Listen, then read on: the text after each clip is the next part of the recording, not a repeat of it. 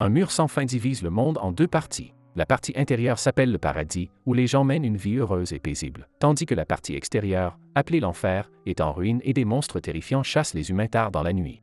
Ici, les humains se massacrent les uns les autres pour survivre. L'histoire commence au paradis, où une fille nommée Mimim annonce à un garçon nommé Tokyo qu'il y aura un examen à l'école aujourd'hui. Tokyo répond que l'école a l'habitude de les prévenir à l'avance de tout examen. De manière inattendue, l'école annonce qu'un examen aura lieu. Pendant l'examen, Tokyo voit une étrange question à l'écran. « Voulez-vous sortir ?» La question clignote et Tokyo pense qu'il a mal lu. À la fin de l'examen, Tokyo se demande comment Mimim a pu savoir à l'avance qu'il y avait un examen et elle lui répond que c'était juste une prémonition de sa part. Tokyo lui parle alors de l'étrange question qu'il a vue dans l'examen. Mimim emmène Tokyo devant le mur et lui dit qu'elle a l'impression qu'il existe un autre monde à l'extérieur du mur. Deux personnages apparaissent dans son esprit, dont l'un est identique à Tokyo. Tokyo a grandi ici et considère la zone du mur comme le monde entier, mais après avoir entendu les paroles de Mimim, il tombe dans de profondes pensées et souffre même d'insomnie. Tokyo s'approche à nouveau des murs et est trouvé par la directrice. Tokyo demande « Y a-t-il vraiment un autre monde à l'extérieur du mur ?» La directrice pense que Tokyo apprendra la vérité tôt ou tard, alors elle lui dit qu'il y a vraiment un monde à l'extérieur du mur, mais que ce n'est qu'un monde sale avec de nombreux monstres hideux.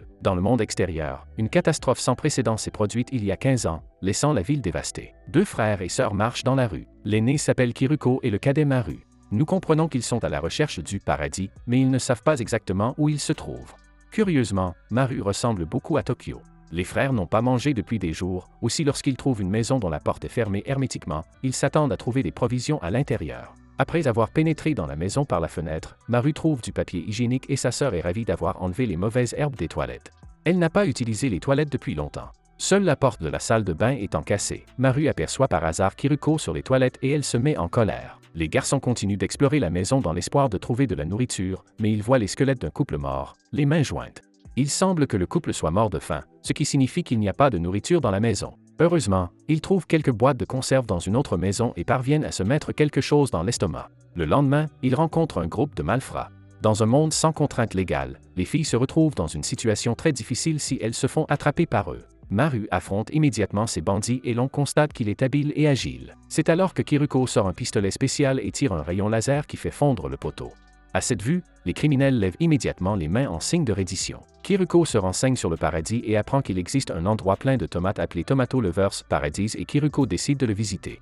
Kiruko menace alors les méchants de leur remettre une batterie et ils se rendent compte que l'arme était vide depuis le début. Malgré leur colère, ils ne peuvent que regarder Kiruko et Maru partir. En chemin, Kiruko et Maru parlent de leur âge. Maru dit qu'elle a 15 ans, tandis que Kiruko n'est pas sûr de son âge, mais dit qu'elle a environ 20 ans. Peu après, ils tombent sur un hôtel encore en activité. Dans un monde qui s'effondre, l'argent ne sert à rien. Kiruko donne donc des piles à la propriétaire pour la remercier de les avoir accueillis. Kiruko demande ensuite à la femme si elle a des informations sur le paradis, lui montrant même une photo de deux hommes, espérant qu'elle sait où ils se trouvent, car ces deux hommes sont importants pour Kiruko. Mais la femme ne sait rien, ni sur les hommes, ni sur le paradis. Kiruko est déçue par la réponse, mais elle emmène Maru dans sa chambre et ils peuvent enfin prendre un bain chaud. Curieusement, lorsque Kiruko se voit dans le miroir avec son corps nu plein de cicatrices, elle semble un peu timide. Plus tard, en discutant avec la propriétaire, ils apprennent que de dangereux monstres apparaissent la nuit. Au lieu d'être effrayée, Kiruko montre son excitation en disant qu'elle a un pistolet spécial qui peut tuer les monstres, seulement pour voir une expression soudainement sombre sur le visage de la propriétaire, mais elle revient rapidement à la normale et prépare le dîner pour eux. Pendant le repas, l'hôtesse rappelle à Maru et Kiruko qu'il n'est pas bon pour des frères et sœurs d'avoir un enfant. Les deux jeunes gens rougissent immédiatement et Kiruko explique qu'elle et Maru ne sont pas frères et sœurs, et encore moins qu'elle n'a aucun intérêt pour lui et qu'elle n'est qu'une garde du corps engagée par Maru à Tokyo. Le malentendu dissipé, Kiruko et Maru retournent dans leur chambre pour se reposer. Maru est un peu contrarié par le fait que Kiruko ne s'intéresse pas à lui. Il semble avoir le béguin pour Kiruko. Voyant la réaction de Maru à ses paroles, Kiruko essaie de le réconforter, mais il s'endort. Il s'avère que la propriétaire a ajouté de nombreux somnifères à la nourriture que les garçons ont mangée. Pendant ce temps, on voit la propriétaire brandir un fusil et un étrange et terrifiant oiseau géant voler vers l'hôtel. Lorsque Kiruko se réveille enfin, elle découvre un monstre mangeur d'hommes derrière la fenêtre et réveille immédiatement Maru. Les garçons quittent la chambre avec leurs armes et boivent de l'eau pour diluer les somnifères dans leur corps. C'est alors que la propriétaire les découvre et leur demande de rentrer. Kiruko devine que la propriétaire essayait de les éloigner du monstre et qu'elle a ajouté des somnifères à leur nourriture. C'est alors que l'oiseau géant réapparaît. Kiruko et Maru se lancent à sa poursuite. Cet énorme monstre a l'air vraiment terrifiant. La créature n'a pas de tête, mais un fouet très tranchant qui peut facilement couper un corps humain. Expérimentés au combat, Kiruko et Maru parviennent rapidement à désavantager le monstre. Au moment où Kiruko s'apprête à porter un coup mortel, la femme s'interpose et crie « C'est mon fils ». Il s'avère que le monstre a mangé le fils de la propriétaire peu de temps auparavant et qu'elle a pensé que puisque son fils était entré dans le corps de l'oiseau, l'oiseau était maintenant son fils. Elle dit à Kiruko et Maru que l'étrange oiseau ne lui fera pas de mal et qu'il l'a même aidé à chasser d'autres monstres il y a peu. Alors que Kiruko croit aux paroles de la propriétaire et qu'elle pose son arme, le monstre coupe directement la femme avec son fouet, puis il la mange. Cette scène rend les garçons furieux. Maru essuie les larmes de Kiruko et se précipite sur le monstre en utilisant toute sa force pour pénétrer le corps du monstre avec son bras, lui écrasant directement le cœur. Il semble que Maru ait des pouvoirs inimaginables pour les gens ordinaires. À la fin de la bataille, Kiruko et Maru reprennent leur voyage au petit matin. Ils se plaignent que la dame a peut-être dit la vérité. Le monstre a en fait hérité de la personnalité de son fils au début et l'a protégé à plusieurs reprises. C'est juste qu'après tout, c'est un monstre et qu'il finira par chasser et manger des gens partout, l'humanité étant détruite, sinon le monde ne tomberait pas dans une situation aussi terrifiante. Ils n'ont aucune envie de discuter de ce sujet et se contentent de suivre les indices donnés par les criminels pour trouver le paradis. Après un long voyage, ils découvrent un terrain agricole qu'ils supposent être le paradis, rempli de tomates. C'est alors que Kiruko demande à Maru pourquoi elle se rend au paradis.